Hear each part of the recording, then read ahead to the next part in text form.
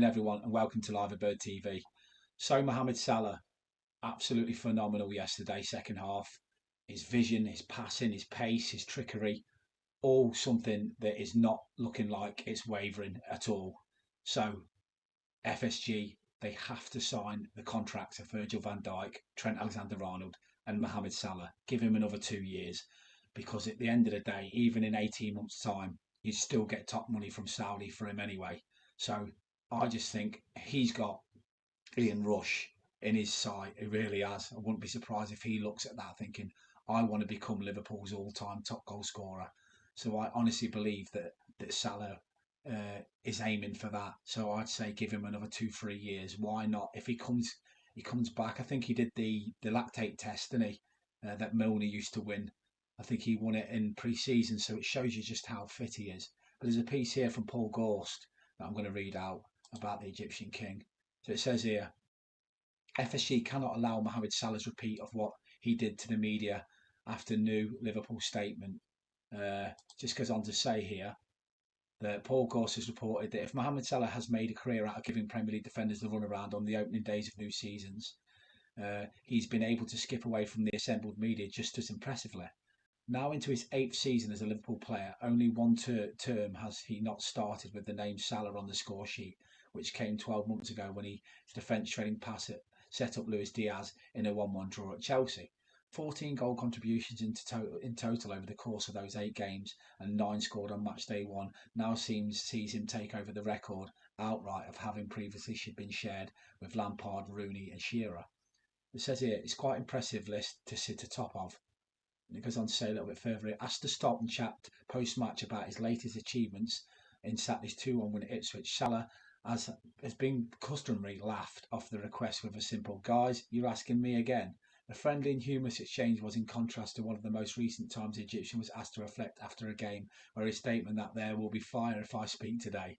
So it's quite humorous that he even said that. Led to ample column inches around his relationship with outgoing manager Jurgen Klopp after a draw at West Ham in late April. Back then, the frontman was struggling to regain his heights, having suffered a couple of hamstring issues dating back to January, and in his touchline spat with Klopp as he prepared to be introduced from the bench was an unsavoury incident that, while quickly played down, was symptomatic of Liverpool's struggles at the time.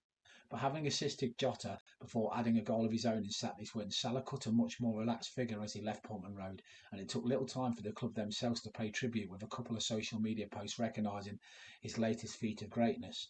First, there were 9 images celebrations from each of the goals Salah has registered on opening days against Watford, West Ham, Norwich, twice, Ipswich, and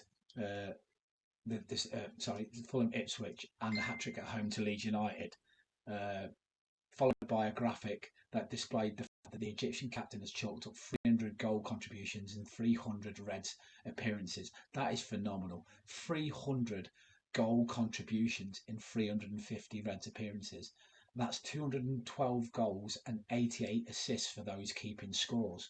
The numbers are staggering, but if the player himself felt no need to speak publicly about them, head coach Arne Slot is at least rather more obliged to face the media after matches, and his summary was, see what he does to keep his body as it is, to be ready to play every game, then I think there are many more years inside of him. But I'm looking now at Brentford and not the end of the season. With Salah now being well into the final year of his term, such performances will only aid the case sliding a new contract across the table of the Colombian lawyer who represents number 11, Rabi Abbas. 2 years ago, Salah signed the biggest contract of all time, on which was offered to him in the belief at ownership level that he would continue to post the sort of numbers he had in the following campaign. Since pending the record-breaking terms on the Greek island of Minos at the end of June that year, the former Roma forward has scored 56 goals 56 times since his arrival in 2017. No one has ever finished above him in the scoring charts at Anfield. So it says here, Salah might have just turned 32 in June, but the physical conditioning of an uber professional and dedicated player like him means there's unlikely to be a dramatic drop-off anytime soon. Elite players are performing for longer, and there's evidence to suggest Salah can do the same, just as Slot is suggesting. That is why there's a serious decision to be made by Fenway Sports Group and Michael Edwards and Richard Hughes.